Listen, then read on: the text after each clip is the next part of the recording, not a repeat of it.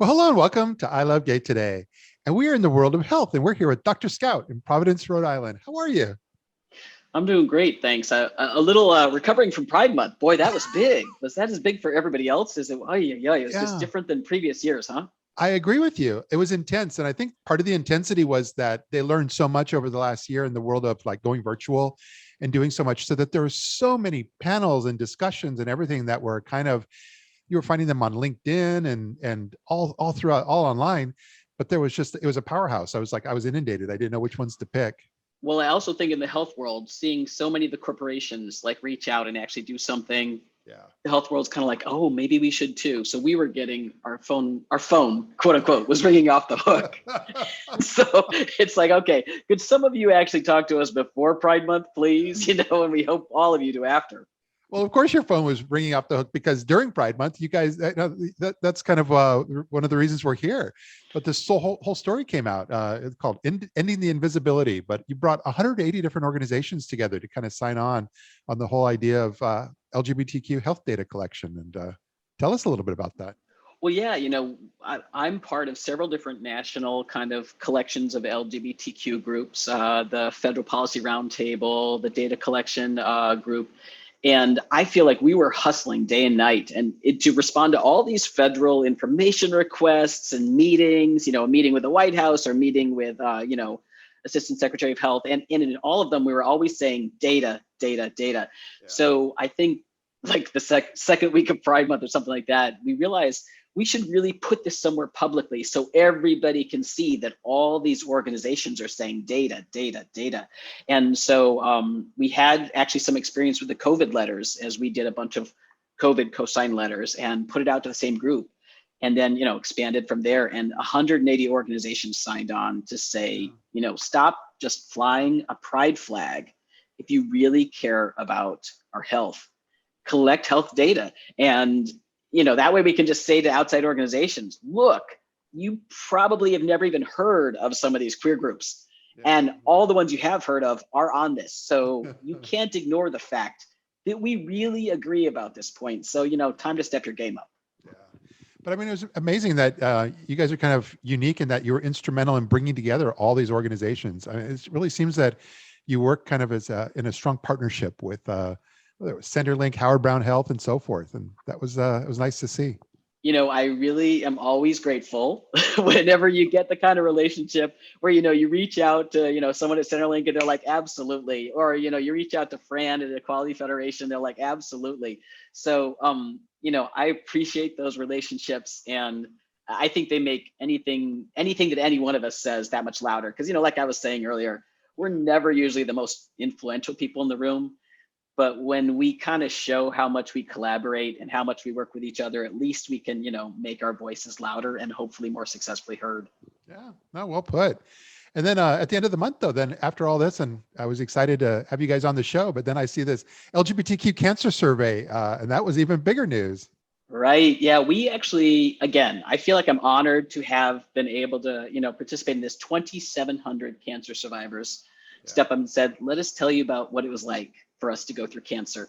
And that's huge. I mean, when we started the survey about 8 months ago, I think I was aiming for like 600, but 2,700 people, and including enough that we're going to be able to have a specific report on BIPOC and a specific report on trans and gender nonconforming coming in the future. But, the good thing is a lot of them said we were able to get to welcoming care. That's great. But sometimes it was a much longer journey for us to get there, and that's not acceptable. And then, of course, if you're a member of any kind of duly underrepresented or discriminated against community like trans people or like BIPOC people, then that wasn't as much the case. So it was really interesting. I think we put out the report, and as you saw, about some of the stats coming from the survey. But I feel like the most interesting part was really as we had our launch event, which you can still see recorded, when all the survivors started talking. That's when you really get, you put some meat on the bones. Yeah. And, you hear like the example of one person who originally got diagnosed as cancer as a cis guy, quote unquote.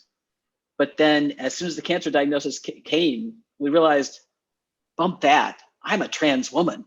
And literally in the middle of being treated for cancer, transitioned. and her experience, because she did get treated differently. Yeah. That's the kind of stuff we want to make sure providers know about. You know what I mean? Because like, this is the reality for us. It should not be like this. These types of things are fixable. They should be fixed. No, I actually, providers, others in the health industry, but so many of us on the outside that are unfamiliar with a lot. Like, I think you're bringing to light issues that none of us had even ever thought of before. You know, when I first got into the health world, I thought, well, what's different? Our biology is the same, right? But luckily, I mean, if there's one informative thing about COVID, is I don't think any of us got out of COVID without realizing the level of how health disparities affect people's lives, mortality, things like that. And that is the case with the queer communities too. You know, we have very elevated smoking rates, tobacco use rates. That causes a third of all known cancers. And every year it's like another one's linked to it. So, and that's because of discrimination. So we have elevated cancer rates, like in the same way related to the data collection letter. I think a lot of us, if we see a doctor asking us if we're queer, don't understand what that has to do with the big picture. And you might just think, oh, what does it have to do with my treatment today? Yeah. But usually it's, you know, advocates have fought really hard to get those questions there, because until the questions are there, we're never going to find what our cancer outcomes are. We're never going to be able to measure the disparity. We're never going to be able to get funded for research into it that would end up fixing those disparities. So you can see now it's like connected on a chain that really does have to do with real outcomes. It's not just, you know, pie in the sky. We're talking lives here. We're talking people's real lived experiences. Yeah. I just curious, with the American Cancer Society, do you guys also partner and do programs with them as well?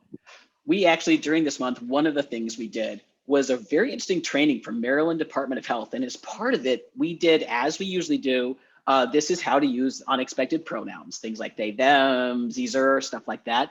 And we had a very bold person stand up in that training and say, you know something, it's not enough, because when I came to this organization, I was very clear my pronouns were they, them, and no one has ever used them successfully.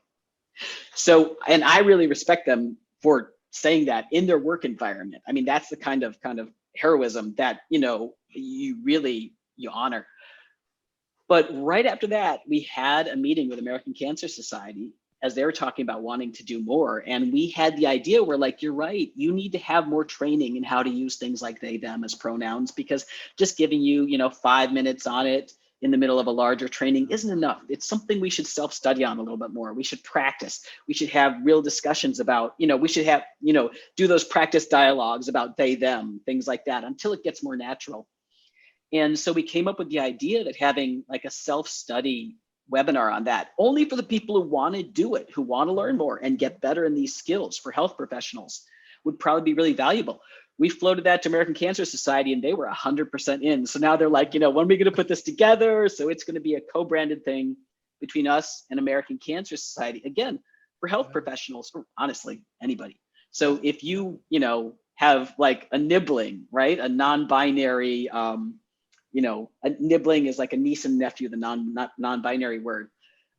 If you have someone where you're not used to saying they, them, then, you know, you'll be able to take this and it'll be American Cancer Society co-branded as a way to practice and build your skills to get better.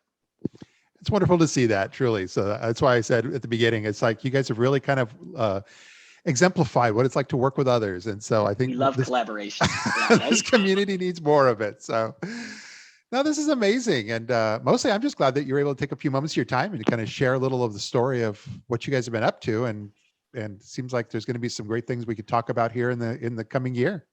That sounds great. I'm really happy to be here. Yeah. And yeah, I look forward to, let's keep chatting. You know, there's a lot of health stuff going on out there. So let's talk about it. I could tell. Well, thanks again for being here. Thanks a lot, Matt.